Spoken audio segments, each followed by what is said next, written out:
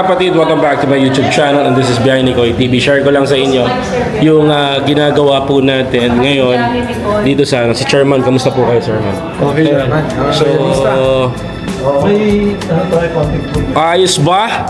Ayos po. Ready na tayo? Yes po. Tutulong tayo? Yes po. Sa bagong Pilipinas, sama-sama tayo, walang maiiwan. So ito po mga kapatid, papakita ko lang po sa inyo yung ginagawa po natin na kamakailan nasunugan. Yung isang araw lamang ito sa malapit sa Mandaluyong, mismo Mandaluyong. At busy-busy po yung ating mga loyalista na nagre-repack po ngayon ng kanilang ating itutulong doon sa mga nasunugan. So balita natin, marami-rami to. over 3,000 More than? 3,000 individuals that was been affected by the fire. So talagang nakakalungkot na isipin na meron tayong 3,000 mga kababayan. No, Boss Mike?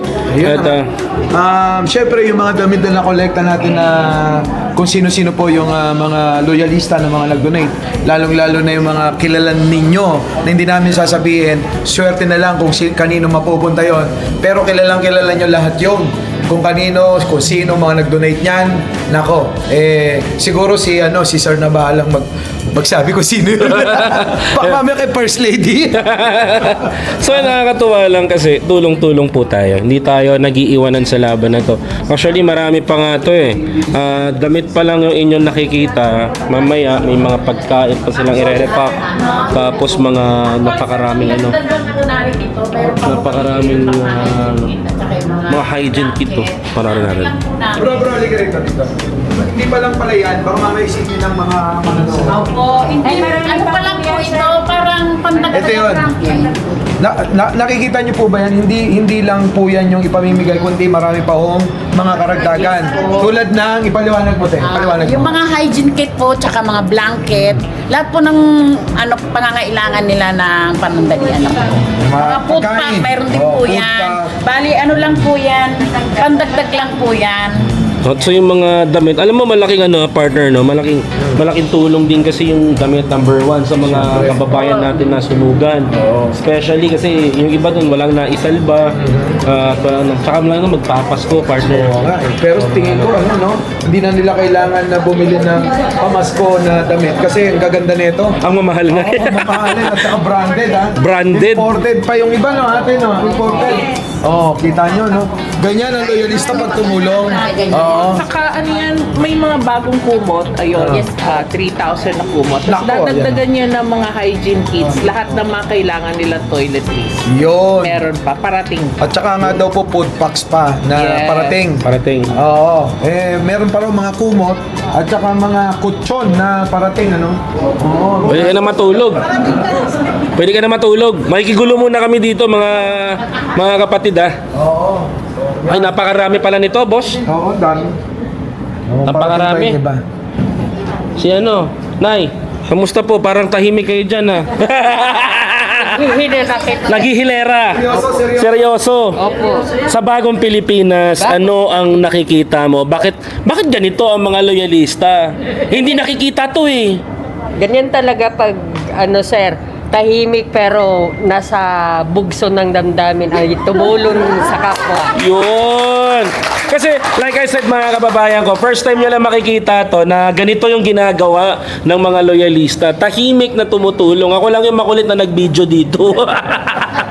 No. Ito yun sa totoo lang, madalas nilang ginagawa ito. Lalong-lalo na kapag may mga sakuna, may mga pandemya, sila po yung mga volunteer na talaga hindi nyo alam na meron palang mga ganitong mga organisasyon na tumutulong talaga. Akala lang nila pag loyalista bunganga lang ng bunganga. Hindi. Merong kasamang gawa. Yun yun. Ito, tanongin pa natin. Si Nanay, kanina ka pa nakatahimik din dyan. Sa bagong Pilipinas, ano ang meron? Meron? Pusang loob. Yun! Nasa puso. Nasa puso. Tulungan. Di ba? Tulungan po kami dito. Walang bayad. Oo. Yun ang may pagmamalaki natin. One of the best of the volunteerism is nangingibabaw pa rin sa mga kababayan nating loyalista. So ito mga kapatid, pauna pa lang po ito sa mga taga Mandaluyong. So bukas bibisitahin kayo ng ang ating mga loyalista na hindi ho kayo pababayaan, lalo lalong-lalo na ng ating gobyerno. Sa mga kapatid ho natin dyan na gusto pong tumulong, mag-volunteer na rin kayo. Kanino po makikipagpugnayan, sir? Kung pa sa mga gusto pang magdagdag ng tulong nila, hindi nyo na kailangan dahil marami na. Actually, depende po yun sa motivation ng mga taong gustong magbigay ng tulong. Okay naman po, tinatanggap naman po. Dito po lang dadalhin sa ating headquarters dito sa Mandaluyong, sa dating headquarters po ni BBBM, na ngayon po ay opisina ni First Lady at ng Youth Hub. So, we're still accepting donation po coming from those who are willing to give their support. Actually, marami pa po tayong hinihintay na parating na pagkain, hygiene kit, and so on and so forth. Naka-standby lang po sila muna rito at mamaya tuloy-tuloy na po ang labanan. Siguro hanggang mamayang gabi na itong mga kapatid natin na lilista. Actually, tayo po ang nagre-repack o nagpapak ng mga ipinamimigay magmula sa DSWD, ABS-CBN, Channel 7. Marami pong volunteer na loyalista na talagang kusang palo, may kusang loob na tumulong sa ating mga kapwa Pilipino na nasunugan o anumang klase ng kalamidad. Lagi pong nakahanda. Isang tawag lang maaga pa po yan nandito. Ang tagal po naghintay para sa magsimula.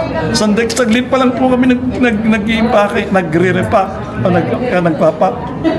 Kasi hinintay pa po natin yung mga parating na ibabagahin nila. Ito, may tatanungin ako dito. Ito, nakita ko, nakaputi. Ito, from the blessed moment. Ate, sa bagong Pilipinas, ano ang meron? Merong pagkakaisa. Tsaka, Sama-sama, tulong-tulong. sama-sama, tulong-tulong, tama. Sama-sama, tulong-tulong. Yun din yung pinapakita natin dito. So, maliit man sa inyong paningin, pero malaki para sa iba. Malaking tulong para sa ating mga mamamayan. So, ate, sa bagong Pilipinas po, ano po ang meron? 5, 4, 3, 2, 1. Hindi, kaseryoso. Talagang ganun talaga ginagawa ko, mga kapatid.